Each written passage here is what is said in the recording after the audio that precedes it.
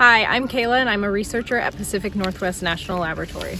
Along with a network of multidisciplinary international collaborators, we comprise WHONDRS, a community resource for studying global river corridors. We believe strongly that sharing scientific data and ideas fuels discovery.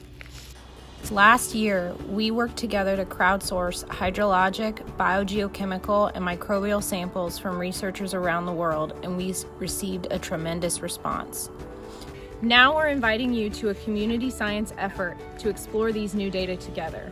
Join us April 30th to discuss, analyze, and generate ideas that lead to a crowdsourced manuscript. We encourage all scientists of all levels from all countries to be involved in this project, and we hope you encourage others to join as well.